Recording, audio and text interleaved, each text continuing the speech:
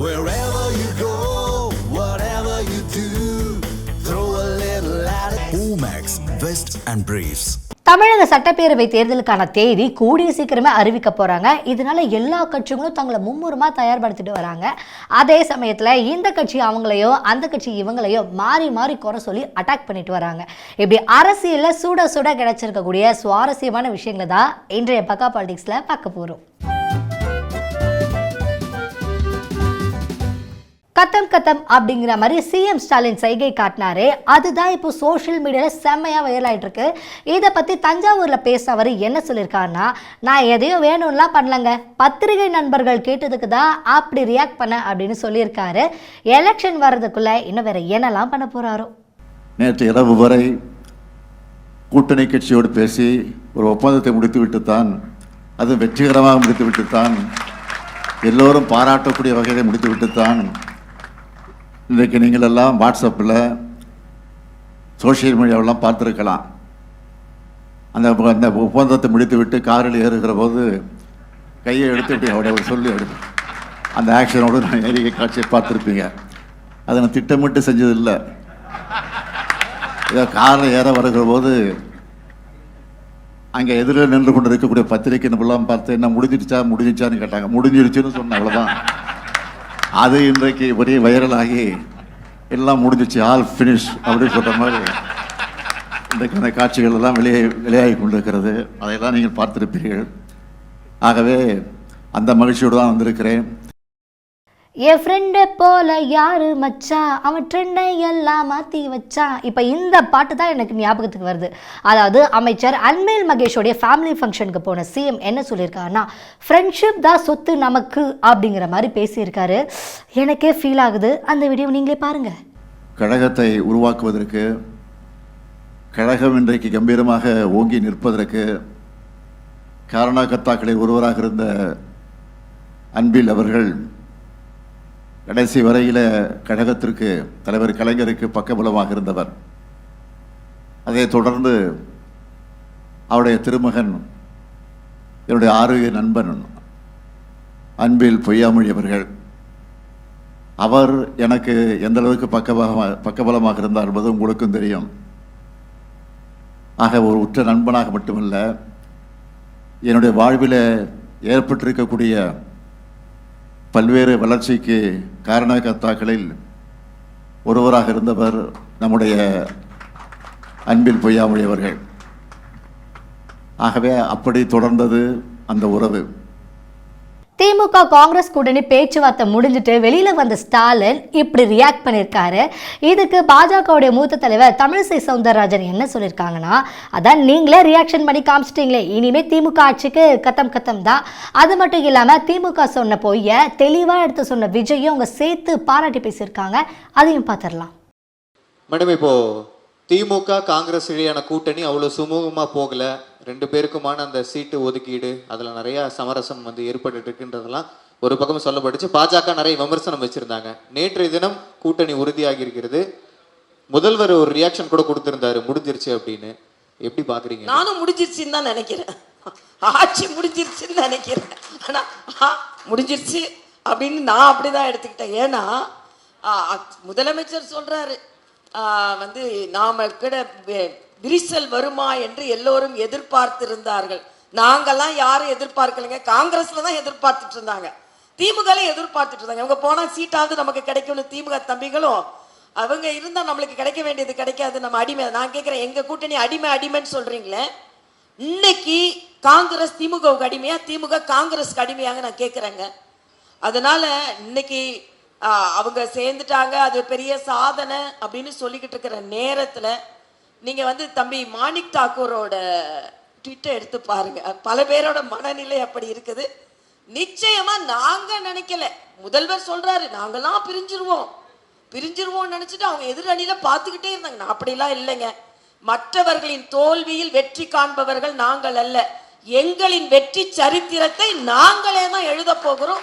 அதுக்கு மரியாதைக்குரிய பாரத பிரதமர் மதுராந்தகம் வந்ததா இருக்கட்டும், மதுரை வந்ததா இருக்கட்டும், மரியாதைக்குரிய பாரத பிரதமர் மிக தெளிவாக ஒவ்வொரு அமைச்சர் மீதும் எவ்வளவு ஊழல் குற்றச்சாட்டு இருக்கிறது, எல்லா மாநிலத்திலும் ஒவ்வொரு அமைச்சரும் எப்படி நம்ம வேலை செய்யறதுல போட்டி போடுவாங்க. நான் தமிழ்நாட்டில் மட்டும்தான் எவ்வளவு ஊழல் செய்யணும்னு போட்டி போட்டு கொண்டிருக்கிறார்கள் என்று சொன்னார்கள்.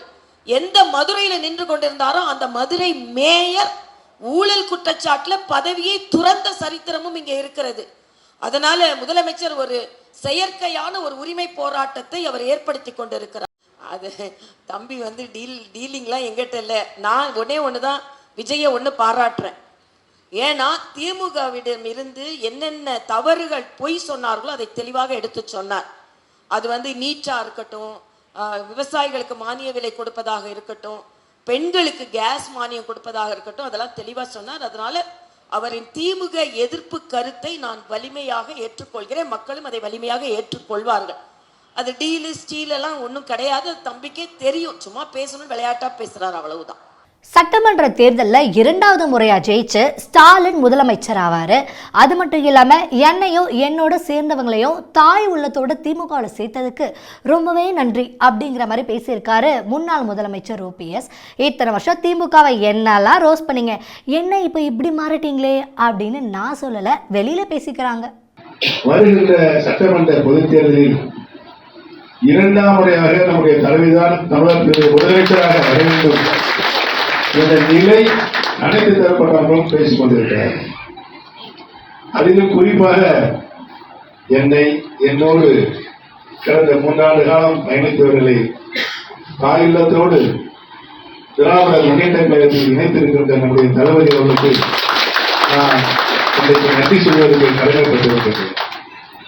பிரஸ் மீட்ல பேசின பிரேமலதா ரிப்போர்ட்டர்ஸ் வாரிசு அரசியல் பத்தி கேட்ட கேள்விக்கு ரொம்பவே டென்ஷனாய் பதில் சொல்லியிருக்காங்க.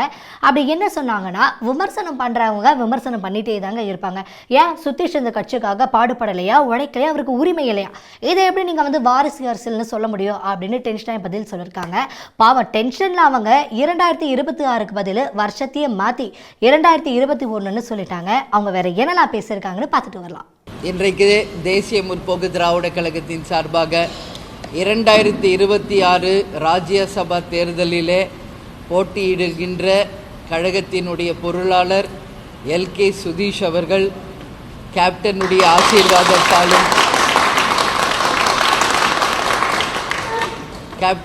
ஆசீர்வாதத்தாலும் மக்களுடைய ஆதரவோடும் தேசிய முற்போக்கு திராவிட கழகத்தின் அனைவருடைய சப்போர்ட்டோடையும் இன்றைக்கி வந்து வேட்புமனு தாக்கல் பண்ணியிருக்காரு. அவருக்கு தலைமை கழகத்தின் சார்பாக மனமார்ந்த அவருக்கு வாழ்த்துக்களை நாங்கள் தெரிவித்துக் கொள்கிறோம். ராஜ்யசபா இதுக்கு முன்னாடியே எவ்வளோ வருஷத்துக்கு முன்னாடி கிடைச்சிருக்க வேண்டியது காலதாமதமாக 2021 அது சாத்தியமாக இருக்கிறது. விமர்சிப்பவர்கள் விமர்சிச்சுட்டு தான் இருப்பாங்க. ஏன் இன்னைக்கு டே 1ல இருந்து சுதீஷ் இந்த கட்சிக்காக பாடுபடலையா, இந்த கட்சிக்காக அவர் உழைக்கலையா? அதனால எதையாவது ஒன்று குடும்ப உறுப்பினர் அதை தவிர வேற என்ன சொல்ல முடியும்? இன்னைக்கு லட்சக்கணக்கான உறுப்பினர்கள் நிர்வாகிகள் இருக்கின்ற இந்த கழகத்தில் டே 1ல இருந்து இன்னைக்கு வரைக்கும் கேப்டனுக்கும் எங்க கழகத்துக்கும் எனக்கும் துணை நிற்பவர் சுதீஷ். ஏன் கொடுக்கக்கூடாதா? ஏன் அந்த போஸ்ட்டுக்கு அவருக்கு என்ன அருகதை இல்லையா, உரிமை இல்லையா அப்படின்ற கேள்வி தான் நான் கேட்பேன். சரிங்களா? அதனால நீங்க பார்ப்பவர்கள் கண்ணோட்டத்தை பொறுத்தது. நீங்க அந்த ஒரு நபரை விட்டுட்டு வைடா பாருங்க. இங்கே எவ்வளோ பேர் எங்களை சுற்றி நிற்கிறாங்க, ஏன் அந்த ஒன்று மட்டும் நீங்க பார்க்குறீங்கன்ற கேள்வியை நான் கேட்குறேன். காங்கிரஸுக்கோ திமுகவுக்கோ உடன்பாடு ஏற்பட்டதால அமைஞ்சிருக்க கூட்டணி ரொம்பவே ஸ்ட்ராங்கா இருக்கு, அதுதான் நிதர்சனமான உண்மை அப்படின்னு பேசியிருக்காரு MP துரை வைகோ. அதை பார்த்துடலாம். காங்கிரஸ் பேரியக்கத்திற்கும் திராவிட முன்னேற்ற கழகத்திற்கும் ஒரு உடன்பாடு ஏற்பட்டு இந்த கூட்டணி மேலும் வலுவடைந்தது தான் இன்னைக்கு நிதர்சன உண்மை.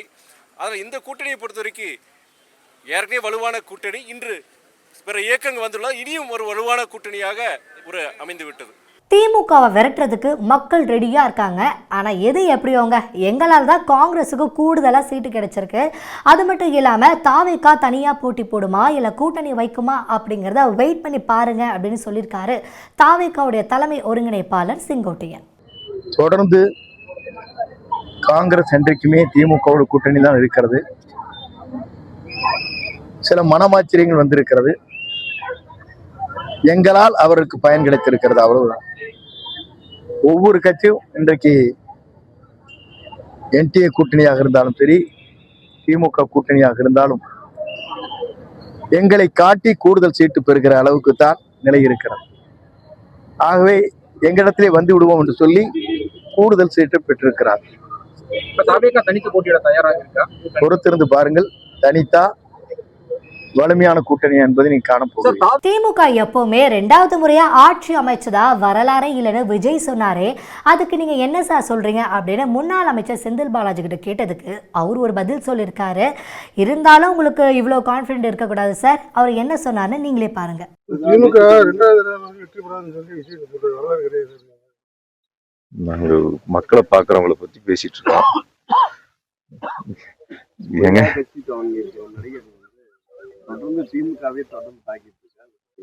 எல்லா கட்சிகளுக்கும் திமுகவை பற்றி கருத்துக்கள் சொன்னாதானே அவங்களுடைய இருப்பை காட்ட முடியும். யார் எந்த கருத்துக்களை சொல்கிறார்கள் என்பது எங்களுக்கு முக்கியமல்ல. நாங்கள் மக்களோடு மக்களாக முதலமைச்சருடைய திட்டங்களை கொண்டு சென்று சேர்க்கின்றோம். மற்றவர்களை பற்றி நான் குறைத்து மதிப்பிடவில்லை. இருந்தாலும் கூட முழுமையாக நீங்கள் எதிர்பார்ப்பதை விட அதிகமான தொகுதிகளில் மாண்பு முதலமைச்சர்கள் ஒரு மகத்தான வெற்றியை பெறுவார்கள். 200க்கும் மேற்பட்ட இடங்களில் ஒரு மகத்தான வெற்றியை பெற்று 2வது முறையாக ஆட்சி பொறுப்பேற்பார்கள். சென்னையில் திமுகவுடைய பொதுக்கூட்டம் நடந்துச்சு. அப்போ என்ன ஆச்சுன்னா, ஸ்டாலின் தொடரட்டும், தமிழ்நாடு வெல்லட்டும் அப்படின்னு எல்லாருமே கோஷம் போடுங்கன்னு மக்கள்கிட்ட சொல்லியிருக்காரு அமைச்சர் கோவி செழியன். ஆனால் யாருமே அவர் சொன்னதை காது கொடுத்து கூட கேட்கலங்க. அப்போ அவர் யோசிச்சிருப்பார்ல, இந்த அவமானம் உனக்கு தேவையா அப்படின்னு. சரி, அது எதுக்கு நமக்கு, நீங்களே அந்த வீடியோ பாருங்க. ஸ்டாலின் தொடரட்டும், ஸ்டாலின் ஸ்டாலின் ஸ்டாலின் பத்தாது, ஸ்டாலின் ஸ்டாலின் தமிழ்நாடு தமிழ்நாடு தமிழ்நாடு வாக்களிப்பீர், உதயசூரியன் தேர்ந்தெடுப்பீர், உதயசூரியன். உங்கள் விரலை வச்சு உங்கள் கண்ணை குத்திக்கிட்டீங்களே சார் அப்படின்னு நான் சொல்லலை. நான் அடுத்து சொல்ல போகிற சம்பவத்தை வச்சு உங்களுக்கே புரியும். அதாவது நாமக்கல்லில் மாமன்ற உறுப்பினர்கள் கூட்டம் நடந்துச்சு. அந்த கூட்டத்தில் பேசின திமுக கவுன்சிலர் சந்திரசேகர் என்ன சொல்லியிருக்காருன்னா, வார்டுகளில் அடிப்படை வசதி கூட செஞ்சு தரல. இது எப்படி இருக்கும்போது நாங்கள் மக்கள்கிட்ட போய் எப்படி ஓட்டு கேட்போம் அப்படின்னு சரமாரியாக கேள்வி கேட்டிருக்காரு.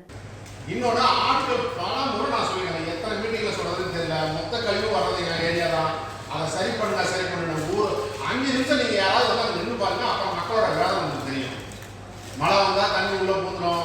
இன்னொரு ஓப்பனாக கிடக்கிறதுனால எல்லா மக்களும் அந்த அளவுக்கு வந்து கொட்ட ஆரம்பிக்கிறாங்க.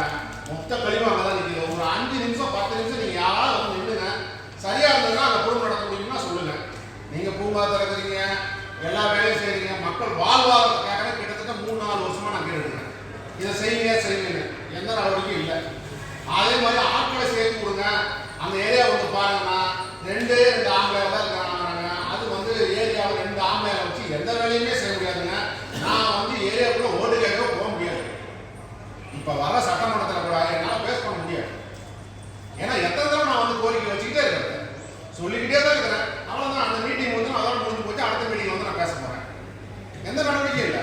ஏங்க, நீங்களே குழப்பத்தில் இருக்கீங்கன்னு பார்த்தா போய் எல்லாரையும் குழப்பி விட்டுட்டு இருக்கீங்க. அப்படி என்ன ஆச்சுன்னா, எம்எல்ஏ மகாராஜன் போன இடத்துல சும்மா இல்லாமல் அங்கிருந்த டாக்டர்களே போய் குழப்பி விட்டுருக்காரு. இதை வேடிக்கை பார்த்துட்டு இருந்த கலெக்டர் என்ன பண்ணியிருக்காருன்னு நீங்களே பாருங்க.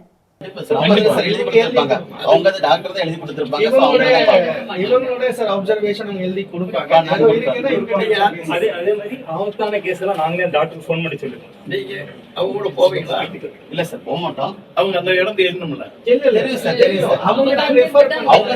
கொடுத்திருப்பாங்க. ஒரு எம்டி டாக்டர் தான் எழுதி கொடுத்திருப்பாரு, இந்த ஸ்கேன் எடுத்துட்டு வாங்கன்னு சொல்லி. அவங்களே இங்க ரிப்போர்ட் வாங்கிட்டு அவங்களே போய் பாத்துருவாங்க, ஒரே இடத்துலயே பாத்துருவாங்க.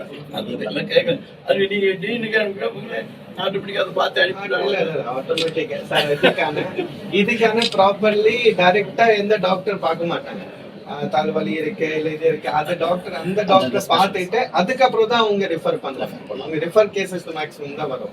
இவங்க பார்த்துட்டு இவங்க அப்சர்வேஷன் என்ன இருக்கு எழுதி கொடுப்பாங்க, வித் ரிப்போர்ட் கொடுப்பாங்க. வேற எதுவும் இருக்க டாக்டர் சந்தேகம் அவங்க இங்க வந்து பாத்துக்குவாங்க. ஐயா இங்க எல்லாம் வந்து பாத்துக்குவாங்க, இங்க வந்து பாத்துக்குவாங்க. சந்தேகம் தான் வந்து பாத்துக்குவாங்க. டாக்டர்ஸ்க்கு டவுட் இருந்தா இங்க சந்தேகம் தான் வந்து பாத்துக்குவாங்க.